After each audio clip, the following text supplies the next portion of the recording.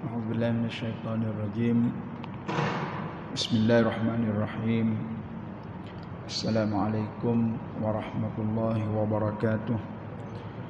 الحمد لله رب العالمين، والصلاة والسلام على أشرف الأنبياء والمرسلين سيدنا ومولانا محمد وعلى آله وصحبه أجمعين. قال رب اشرح لي صدري ويسر لي أمري واحلل عقدة من لساني يفقهوا قولي.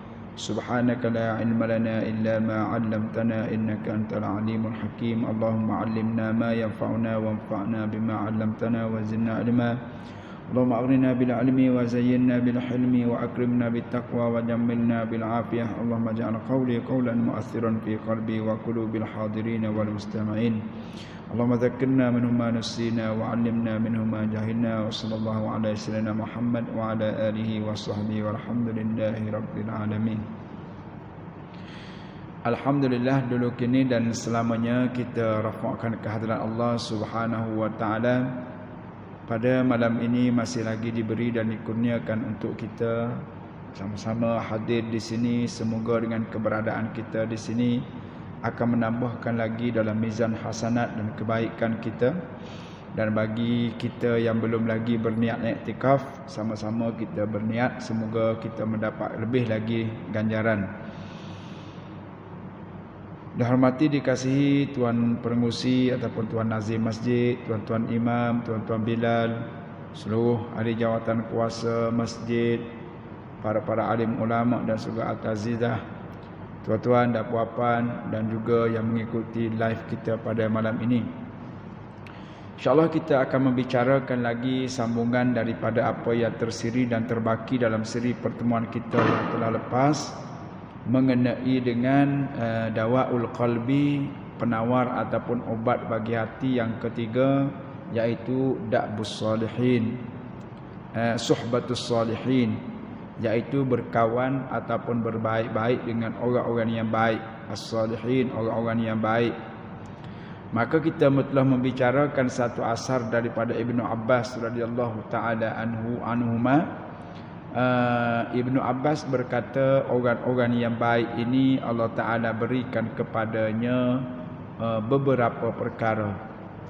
Dan kita telah sentuh dalam pertemuan yang telah lepas, di antaranya Allah Ta'ala memberikan kepada orang yang baik-baik, orang al-muhsinin ataupun as-salihin, Allah Ta'ala berikan kepadanya yang pertama ialah Allah Ta'ala campakkan di mukanya itu bercahaya, ataupun kita kata seri muka lah, muka yang berseri. Kalau kita nak kata awet muda pun boleh juga. Tapi kalau orang yang melazimi qiyamul lail, itu memang terjelas bagi siapa yang melaziminya lah. Kemudian wanuran fil qalbi, yang kedua Allah Ta'ala jadikan cahaya dalam hatinya, sebagaimana mata kita ini memerlukan kepada cahaya untuk melihat sesuatu benda, sebagai penolong ataupun pembantu kepada mata kita untuk melihat benda yang ada di hadapan kita. Maka begitulah juga dengan hati, memerlukan kepada cahaya untuk melihat benda-benda yang ada kaitan dengan hati, seperti melihat bagaimana keadaan kita bila kita tengah-tengah nak mati, ataupun waktu nazak, kemudian kita berada di alam kubur, kemudian selepas-lepasnya itu, semuanya itu boleh dilihat, dipandang oleh pandangan mata hati. Sebab itu ulama kita, dia kata kalau disebut dengan al-basar, itu melibatkan pandangan mata ni, dipanggil basar. Kalau pandangan hati dipanggil dengan al-basirah. Basirah, pandangan mata hati itu dipanggil dengan basirah. Maka orang mukmin sahaja ada basirah ini. Orang yang tidak mukmin, tidak Islam, maka dia tidak dapat pandangan ini. Lalu Allah Ta'ala menyebut dalam Al-Quran, mereka itu la ta'mal absar walakin ta'mal qulubul lati fis sudur. Bukanlah mereka itu buta mata mereka, bukan, tetapi mereka itu buta apa yang ada dalam hati mereka, yakni mata hati. Sebab tu benda akhirat ini tidak semua orang yang nampak. Tidak semua orang yang nampak, tidak semua orang membuat persiapan untuk dia akan nampak, kerana mata dia tu nampak tapi hati dia tidak nampak. Mata ni nampak tapi basirah dia tidak nampak. Waktu tuan-tuan dan puan kita kena usaha juga bagaimana supaya mata hati kita ini boleh melihat sebagaimana mata kita yang kasar ini boleh melihat. Maka tak ada jalan dan cara yang lain melainkan kita kena, kalau mata kita ini nak suruh dapat tengok kena ada cahaya sebagai pembantu, maka mata hati juga kena ada cahaya untuk membantu dia. Yang kita panggil dengan cahaya taufik, cahaya hidayah, cahaya selawat, cahaya baca Quran dan cahaya kebajikan-kebajikan yang kita buat, sedekah, wakaf yang kita buat, itu adalah merupakan satu cahaya sebagai penolong untuk mata hati kita ini dapat melihat sesuatu benda yang tidak nampak dilihat oleh mata kasar. Akhirat mata ni tak nampak, mata kasar dia tak nampak akhirat, tetapi mata hatilah yang nampak. Kita ni akan mati, kita akan dibangkitkan balik, lepas tu kita nak dihidup, bagaimana kita nak makan, bagaimana kita nak minum, bagaimana kita nak duduk, nak tinggal, tu semua tu dipandang dan dilihat, dinilai oleh mata hati. Jadi kata tuan pengarang kitab kita ini, orang yang sentiasa melazimi kebaikan ini, yang kedua Allah Ta'ala berikan kepadanya itu cahaya di dalam hatinya. Kemudian yang ketiga, wasi'atan fir rizqi. Wasi'atan fir rizqi, Allah Ta'ala luaskan rezekinya. Tuan-tuan, rezeki kita ini bukan kata nasi, beras, kereta, harta, rumah, kebun dan sebagainya, tapi rezeki kita yang paling besar, yang paling ini kesihatan. Kesihatan itu rezeki yang besar. Maka di sana alim ulama kita ataupun hadis memandu kita bagaimana kita nak supaya rezeki kita ni luas. Maka akidah kita ahli sunnah wal jamaah, maka ikhtiar itu berada di tangan kita. Baki lagi Tuhan nak bagi ke tak nak bagi, itu adalah urusan dan juga hak mutlak Allah Ta'ala. Tetapi biasanya, kebiasaan ataupun ghalibnya, bila kita ikhtiar itu Allah Ta'ala bagi. Allah Ta'ala bagi sikit banyak itu kita tidak tahu, Allah Ta'ala bagi. Beza akidah kita dengan Mu'tazilah. Mu'tazilah dia kata ikhtiar itu duduk di tangan kita. Semata-mata ikhtiar itu duduk di tangan kita. Tetapi hasilnya itu tidak sama, dia kata. Kita beriktikad ikhtiar itu boleh, tetapi jawapan kepada ikhtiar kita itu hak mutlak Allah Ta'ala. Maka Mu'tazilah kata tak, bila kita ikhtiar pasti dapat. Cuma sebab itulah kebanyakan ataupun sedikit daripada orang-orang Mu'tazilah ini kita tak boleh nak kata dia tu kafir, kerana ada sedikit perbezaan yang tidak sepakat ulama mengatakan bahawa benda itu boleh bawa kepada kekafiran. Itu biarlah kita duduk dengan akidah kita aja. Lalu kita ikhtiar untuk menjadi senang, menjadi luah dalam rezeki ni, kita ikhtiar. Macam mana? Kita ikhtiar pertama biasanya kita dengan mula kehidupan kita dengan sembahyang duha. Lepas sembahyang subuh dah, kita mungkin tunggu sembahyang isyraq, pukul lebih kurang dalam sekitar 7.30 gitu lebih kurang. Syuruk tu lebih kurang 7.27. Kita mulakan dengan syuruk, isyraq, kemudian kita tambah pula dengan 2 rakaat ataupun sekurang-kurang 2, sebanyak-banyak 8 sembahyang duha. Maka hadis Nabi SAW, siapa yang sembahyang 4 rakaat sembahyang duha tu, Nabi kata Allah Ta'ala cukupkan rezeki dia pada hari itu. Jadi kalau kita nak rezeki kita itu cukup, maka buat 4 lah. Tak nak buat 4 pun tak apa, buat 2 pun tak apa. Tapi buat 4 itu lebih.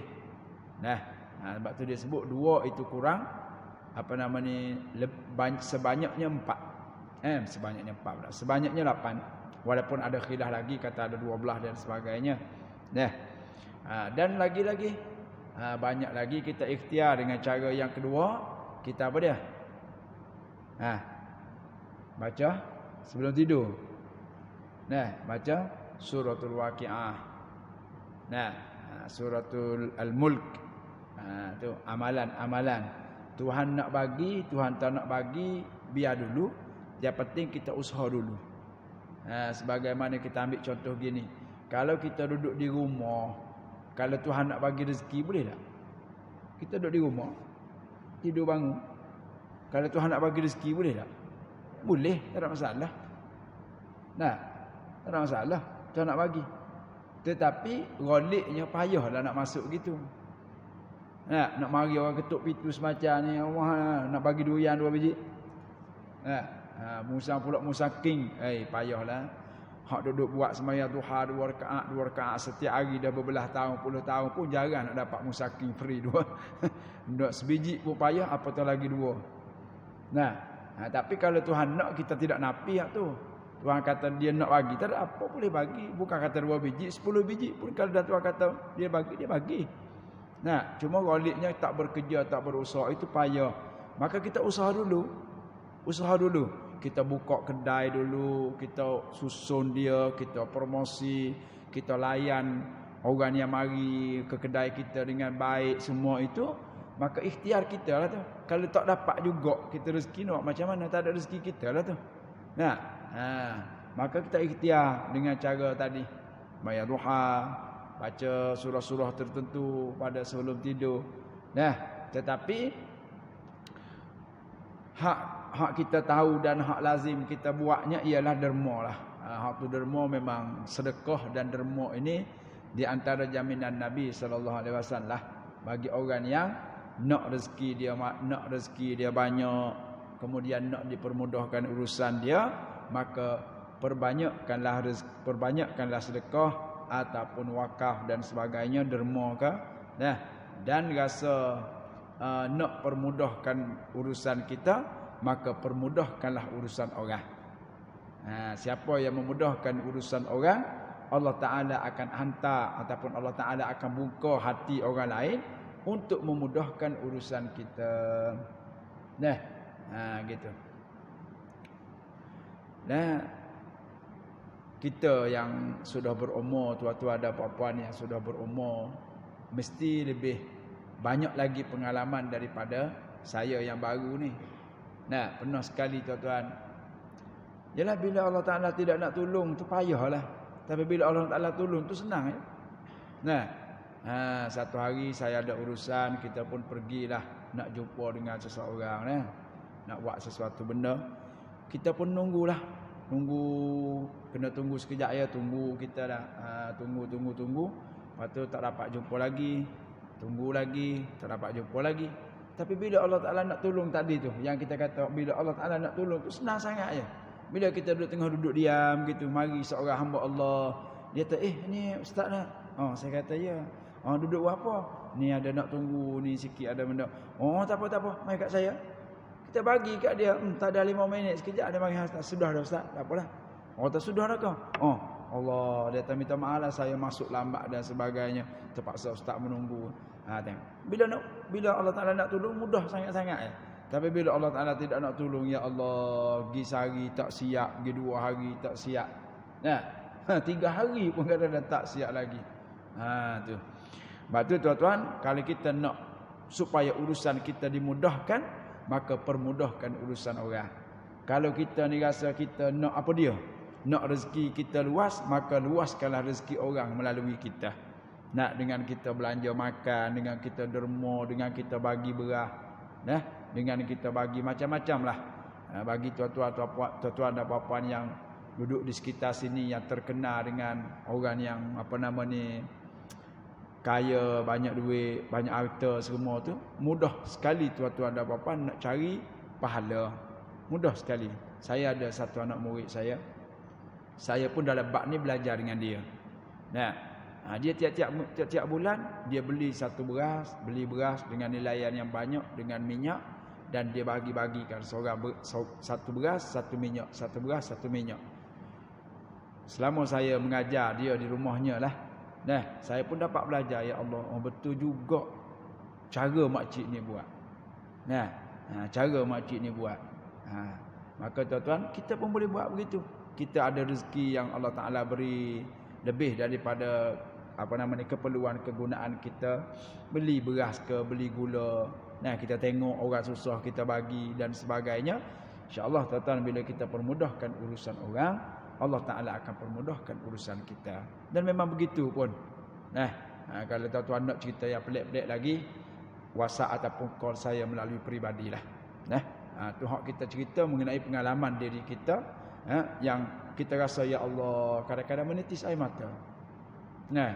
Menitis air mata tengah kita susah-susah ini, tiba-tiba orang telefon begitu begini tanya, oh tak apa, saya bantu, saya tolong. Ya Allah, tuan-tuan, tengah kita susah tiba-tiba orang kata begitu, bagaimana perasaan kita? Begitulah juga dengan kalau kita sakit, tuan-tuan, kita sakit tak ada obat. Tiba-tiba orang mari, seseorang hamba Allah mari tahu kita ni sakit, dia pun bagi sikit je, kita pun makan beransur pulih. Bagaimana kita rasa? Tetapi oleh kerana sebab itu datang daripada manusia, maka kita pun duk nampak manusia itulah, kita tak nampak Allah Ta'ala. Sebab tu orang hatinya bersih, orang yang muqarrabin, orang yang hatinya bersih ini, maka apa-apa pun dia tak tengok orang, dia tengok Allah. Allah. Begitulah. Dan seterusnya banyak lagi cara-cara yang lain sebagai ikhtiar kita untuk mendapat rezeki ataupun untuk meluaskan rezeki kita. Banyak lagi. Kemudian yang berikutnya, yang keempat pada malam ini, wa quwwatan fil badani. Hak ni tuan-tuan, saya kagum kepada beberapa orang hamba Allah yang saya temui. Iaitu Allah Ta'ala berikan kepada badannya itu kekuatan. Allah Ta'ala campurkan dalam badan seseorang itu kekuatan yang kadang-kadang kita tengok, kita orang muda pun rasa macam tak sanggup. Tak sanggup. Saya ambillah satu contoh. Biasanya tok guru pondok. Tok guru pondok, dia tak ada masa dah dengan nak pergi kerja dekat luar, nak pergi buat rumah, nak pergi ambil upah itu dan ini. Dia tak ada masa dah.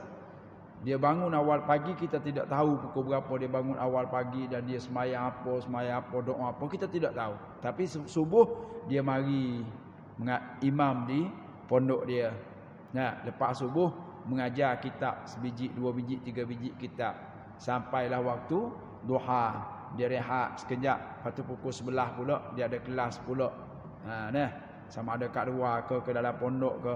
Kemudian waktu zuhur rehat, pukul 3 ada kelas. Lepas asar mari sembahyang asar, lepas tu ada kelas pula. Maka jarak di antara asar dengan maghrib tu lebih kurang dalam 1 jam, lebih-lebih begitu je. Lepas maghrib mari jadi imam pula, lepas tu mengajar kitab pula sampai isyak. Lepas tu lepas isyak sembahyang sudah sembahyang isyak, sembahyang sudah ba'diyah, maka dia sambung pula dengan sebiji ataupun 3 biji kitab. Begitulah kehidupan dia seharian. Bukan 2 tahun. Daripada umurnya mungkin 30 tahun, 25 tahun, 30 tahun dan sebagainya, sampai ke umur dia sekarang. Jadi orang-orang seperti ini, tuan-tuan, bila saya secara peribadi berjumpa, saya kata, saya pun rasa tak mampu nak buat sedemikian. Kita yang muda pada dia ni rasa tak mampu nak buat sedemikian. Masa mana dia tidur, masa mana dia bangun, masa mana dia rehat, masa mana dia nak pergi berjalan. Sebab diri manusia ini, dia nak juga berjalan. Nak juga suka bawa anak bini dia hilang sebagaimana pergi pantai-pantai ke mana-mana dah. Tapi dia tak ada masa yang demikian itu.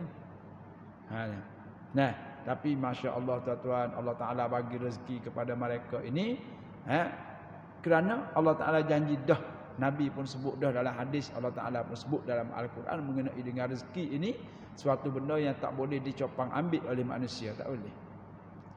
Satu hari saya pergi menziarahi Pondok Baba Ismail Sepanjang di Patani. Begitulah keadaan dia sebagaimana saya sebut itulah. Rutin harian dia.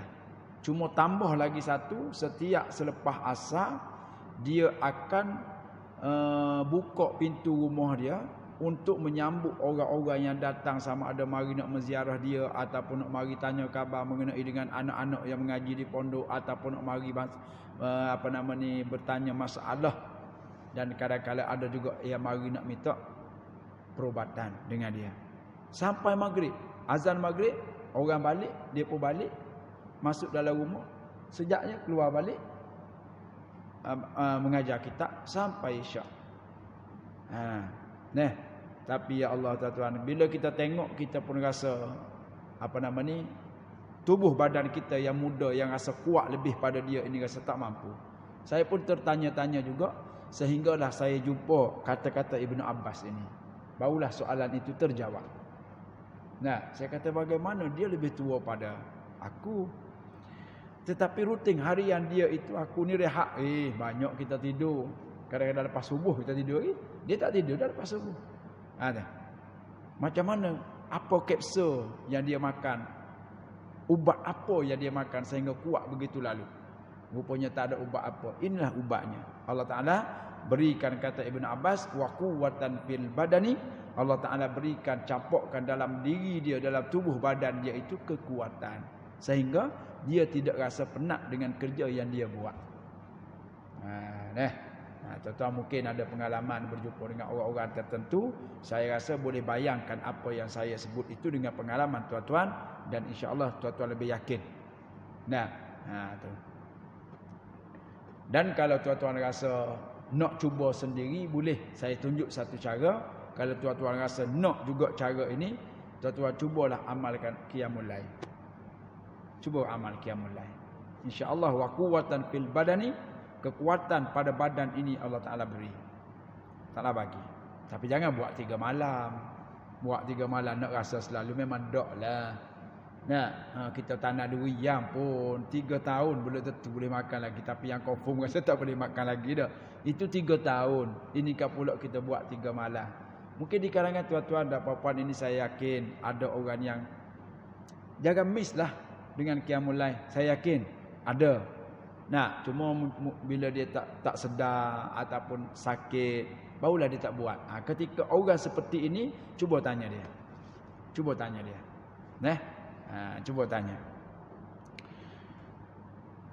Begitulah, sebab itulah ulama-ulama kita kenapa mereka itu diberikan kekuatan pada tubuh badan mereka, kerana apa yang disebut oleh Ibnu Abbas. Satu soalan lagi saya bertanya kepada diri saya sendiri, dan jawapan bagi soalan ini saya jumpa ketika mana saya menuntut ataupun belajar di UM di peringkat master. Apa dia? Saya kata orang-orang yang alim ini, tok-tok guru, baba-baba, alim ulama, kiai-kiai dan sebagainya ini, kenapa mereka ini bila mereka ini berkata-kata mensyarahkan sesuatu benda, sama ada hadis ke, Quran ke, kitab ke, kenapa buah idea mereka dia itu kita rasa, kita ustaz juga, tapi kenapa kita tak boleh syarah macam dia syarah? Faham tak maksud saya? Kenapa dia boleh tafsir sampai kita yang ada ilmu sedikit ini kita nak, Allah rasa tak dengar lagi orang tafsir macam ini. Tak dengar lagi tak pernah dengar lagi orang ceramah sedap macam ni. Tak dengar lagi orang mengajar, beri tazkirah, kuliah yang isinya ya Allah padat sungguh. Tak dengar lagi. Sehingga kita jumpa malam ni dia mengajar dekat sini kitab ini, kita kata ya Allah lah poin dia bagusnya. Kita juga belajar juga tapi tak nampak dan tak ada gambar apa yang dia sebut. Kita pergi ke tempat lain, dia mengajar juga, kita dengar ya Allah lain dia punya itu. Kenapa dan mengapa? Saya kata mana dia dapat idea tu? Kita belajar juga. Kita belajar juga, dia pun belajar juga. Kok mana dia dapat? Lalu Profesor Maria, Datuk Dr. Zul di UM, dia kata, dia bawa satu ayat, wattaqullah wa yu'allimukumullah. Itu jawapan dia tu. Jawapan pada soalan tadi dah. Kenapa seorang yang alim, seorang yang ulama, dia boleh bercakap benda yang kadang-kadang hadis itu kita pun tahu duduk di mana.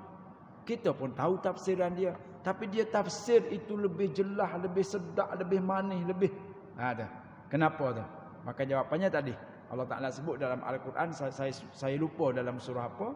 Kalau tak silap saya dalam surah Al-Imran, kalau tak silap saya, Allah Ta'ala kata wattaqullah, bertakwalah kamu kepada Allah, yakni takutlah kamu kepada Allah. Takut tu apa? Takwa tu apa? maka kita kata taat lah. Taat itu pun bahasa Arab juga. Apa makna taat? Taat tu makna ikut. Nak patuh, buat apa yang disuruh, tinggal apa yang dilarang. Rupa-rupanya bila seseorang itu bertakwa kepada Allah, wattaqullah, bertakwalah kamu kepada Allah, maka jawapannya wa yu'allimukumullah. Allah Taala akan mengajar kamu. Di sini Allah Taala sebut dalam Al-Quran direct wa yu'allimukumullah. Wa yu'allimukumullah. Hendaklah bertakwalah kamu akan Allah, nescaya Allah Taala akan mengajar kamu. Bila Allah Taala mengajar, tuan-tuan, tak ada apa-apa lah. Semoga ilmu daripada dia, hikmah pun dia. Nah, sebagaimana tuan-tuan dan puan Nabi boleh bercakap dengan bahasa yang kita kata fasahah, kemudian dia pula menggunakan ayat dan bahasa yang tinggi, yang kita kata kadang-kadang sukar untuk dipahami. Kenapa Nabi boleh bercakap demikian? Maka kita tidak pelik, kerana Nabi itu mendapat melalui jalan wahyu. Kita peliklah yang tu, sebab Nabi bercakap melalui wahyu. Tapi orang yang tidak Nabi ini, yang kita gelar alim ulama, tutuk guru, baba, kiai. Nah, daripada mana mereka dapat? Maka jawapannya daripada ayat tadi tu. Bila takut kepada Allah Ta'ala menyerap dalam diri seseorang, lalu dia buat dan dia patuh, dia ikut, maka Allah Ta'ala akan mengajar dia. Dalam arti kata, dia buka je kitab tu, seolah-olah macam apa dia? Macam ilham mari dalam kepala dia, lalu diterjemahkan apa yang ada dalam fikiran dia itu oleh mulut dia. Maka dia zoom zam sebut, kita pun kata ya Allah, hebatnya dia. Nah, kenapa? Bermula daripada takwa kepada Allah, dan Allah Ta'ala sendiri akan mengajar dia. Tu. Sebagaimana kalau para nabi, Allah Ta'ala wahyukan kepada mereka. Nanti kita tidaklah pelik sangat kerana wahyu dah. Ni orang yang tidak nabi, yang tidak rasul ini, bagaimana ucapan mereka itu, Masya Allah, Tabarakallah, cantik sekali susunan bahasanya, memudahkan kita faham, dan yang lebih lagi seolah-olah masuk dalam hati kita ni, rasa ya Allah. Seolah macam satu tembakan yang betul-betul kena pada tempatnya. Gitu. Nah, kemudian yang berikutnya ini juga wa mahabbatan fi qulubil khalqi. Kalau kita baca dengan al-khalqu, itu makna kejadian. Kalau kita baca dengan khuluq, maknanya, ataupun khilq, itu maknanya al-khalq makna kejadian. Kalau al-khuluq makna itu adalah akhlak. Maka Allah Ta'ala campurkan dalam hati makhluk ini rasa kasih kepada dia. Tuan-tuan dan puan, benda ini juga susah untuk saya nak gambarkan di dalam tempat yang umum seperti ini. Nah, sebab kita, ialah benda yang kita rasai itu, kadang-kadang kita rasa malu nak cerita kepada orang yang tempat ramai seperti ini. Nah, nak tunjuk kebenaran mahabbah dalam hati seseorang ini, bila dia itu rapat dengan Allah, baik dengan Allah, ikut dan patuh kehendak Allah Ta'ala, yang kita panggil dengan al-muhsinun ataupun as-salihun. Maka Allah Ta'ala campurkan dalam hati manusia al-khulq, dalam hati makhluk ciptaannya ini rasa kasih dan sayang. Lalu satu hadis yang maknanya lebih kurang, bila Allah Ta'ala kasih kepada seseorang, lalu Allah Ta'ala beritahu kepada para malaikatnya, dan malaikatnya akan mengilhamkan kepada makhluk-makhluk yang ada di bumi ini supaya mengasihi orang ini. Bahkan bukan makhluk yang bernama manusia, bahkan binatang juga mengasihi orang-orang yang kita kata inilah orang-orang seperti alim ulama dan sebagainya, yang diberikan karamatnya kepada dia. Kebetulan petang tadi tengah duduk tengok-tengok kitab sikit, saya buka WhatsApp, kemudian kawan saya merupakan anak kepada almarhum Tuan Guru Atiqullah, seorang ulama yang masyhur, yang digelar sebagai wali juga di Pondok Pasir Tumbuh. Dia dah meninggal dah kira-kira 15 tahun yang lalu. Lalu anak dia, kawan saya tu, dia menceritakan mengenai detik-detik terakhir pemegirian ayah dia. Saya tak nak sebut detik-detik tu. Dia sakit, dia pergi hospital mana, saya nak sebut yang tu.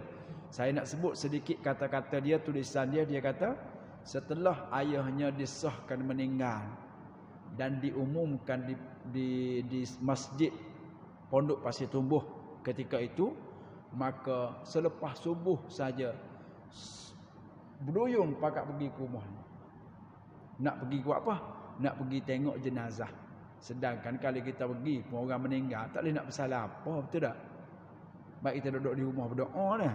Tapi oleh kerana ada fadilat pergi ziarah orang meninggal apa semua ini, dan yang lebih pada itu ialah guru mereka, tu guru mereka. Sama ada anak-anak pondok yang ada di dalam pondok dan juga orang-orang yang ada di kawasan pondok. Bahkan orang yang luar. Pada malam itu gelak gempur gulita, pakat tahu pakat mati tadi. Kemudian keesokan hari nak dikebumikan, ya Allah, dia kata di rumah penuh, di pondok penuh, bangunan 3-4 tingkat itu penuh orang kerana nak melihat. Begitulah juga di tanah perkuburan, sehingga ada yang panjat pokok semata-mata tujuan nak tengok sahaja jenazah itu dimasukkan dalam liang lahat. Tuan bayangkan kalau tidak kerana kasih, orang buat tak macam tu? Kalau tidak kerana kasih, orang buat tak? Sehingga yang jauh-jauh mari. Yang jauh mari. Begitulah juga dengan hari kematian Tuan Guru Haji Abdullah, ayahanda kepada mufti wilayah sekarang, Tuan Guru Haji Abdullah pun sama juga. Ramai tak ramai orang yang menega air pun suka. Dia kata, Allah sukalah menega, baca-baca habis, baca-baca habis, goreng pisang. Tak ada masa elok lagi orang nak beli dah, berjujuk menunggu. Allah, keberkatan seorang ulama. Tapi persoalan yang saya nak tanya, kalau tidak kerana kasih dan sayang, cinta kita kepada dia, datang tak? Bukan kata orang Malaysia, bukan kata orang di sekitar Kelantan saja, orang Pelupu, orang Selangor, semua, banyakkan anak murid dan tidak ada, terus pergi. Kenapa dia pergi? Persoalannya. Maka jawapannya kerana kasih lah. Kerana kasih, kerana cinta. Maka tidak hairanlah kalau di akhirat nanti orang yang ada kasih sayangnya kepada pewaris Nabi yang kita kata alim ulama, datuk guru ini, maka menasabahlah kalau dia juga mendapat imbuhan dan syafaat sampingan. Yang diberikan kepadanya kerana sikit je, kerana kasih kepada alim ulama, datuk guru dan sebagainya. Tak boleh. Maka kasih ini adakah boleh dibuat-buat? Tuan-tuan, kalau kita tidak kerana kasih betul-betul kan, walaupun duduk dalam satu taman pun kita tak pergi. Tetapi kalau kita kasih betul-betul dekat dia, kalau siapa ke Johor pun kita pergi. Baik, persoalannya kasih itu datang daripada mana? Kasih tu yang kita rasa kasih kepada dia, rasa sayang kepada dia itu datang daripada mana? Datang daripada mana? Kita kena ingat, setiap manusia seperti kita ini, Allah Ta'ala bekalkan kepada kita benci, sayang, kasih, marah, tidak marah, suka, tak suka. Semua tu ada dalam diri. Allah Ta'ala bekalkan. Siapa-siapa pun Allah Ta'ala bekalkan. Sebab tu sekejap kita kasih, sekejap kita marah, sekejap kita sayang, sekejap kita suka. Sebab sifat itu ada dalam tubuh badan kita. Tetapi hak tidak semula jadinya ialah kasih kepada alim ulama tadi tu. Kasih kepada orang yang disebut sebagai al-muttaqun, as-salihun, al-muqarrabun, al-muhsinun, as-salihun. Kasih itu datang daripada mana? Pertama sekali, kasih tak boleh dibuat-buat. Tak boleh buat. Maka kasih itu datang daripada mana? Jawapannya Allah Ta'ala lah yang campur. Dalam hadis yang sebut tadi tu, bila Allah Ta'ala kasih kepada orang ini, lalu Allah Ta'ala ilhamkan, wahyukan kepada malaikat. Lalu malaikat mengilhamkan kepada makhluk yang ada di muka bumi ini supaya kasih kepada orang ini. Menyebabkan, ya Allah, kasih orang. Waktu saya pergi menziarahi pondok Baba Ismail Sepanjang di Patani sebelum Covid yang pertama dahulu. Ketika itu musim durian. Musim durian. Tak habis nak makan durian tuan-tuan. Tak ada awak naik dalam rumah lagi. Penuh dah dekat tangga. Saya kata, Baba, banyak buah ni. Dia kata, menantu saya baru buat masuk. Ya, dia kata, dalam rumah. Penuh pula ni. Dengan duriannya, dengan dokong, dengan buah. Apa nama ni, manggis. Penuh. Ya Allah, kalau tidak kerana kasih, orang bagi tak? Orang tak bagi kalau tidak kerana kasih. Baik, persoalannya kasih tu siapa dia yang campur dalam hati? Maka jawapannya Allah lah. Di antara sebabnya, inilah sebagaimana yang disebut oleh Ibnu Abbas, Allah Ta'ala akan campurkan rasa kasih, rasa sayang kepada orang yang berbuat baik ataupun yang berkekalan baiknya yang disebut sebagai al-muhsinun ataupun as-salihun. Kalau kita nak dah, kalau kita nak, kita kena buat. Nah, kena usaha kan? Kena usaha diri kita ni supaya sampai kepada peringkat salihun, muqarrabun, nah, ataupun muhsinun. Dan perkataan muhsinun ini Allah Ta'ala sebut dalam Al-Quran, saya rasa lebih pada 3 kali perkataan muhsinun. Nah, yang saya ingat Allah Ta'ala sebut innallaha yuhibbul muhsinin. Itu yang saya ingat. Allah Ta'ala itu teramat kasih kepada orang yang muhsinin. Maka betul dah apa yang Ibnu Abbas ini sebut.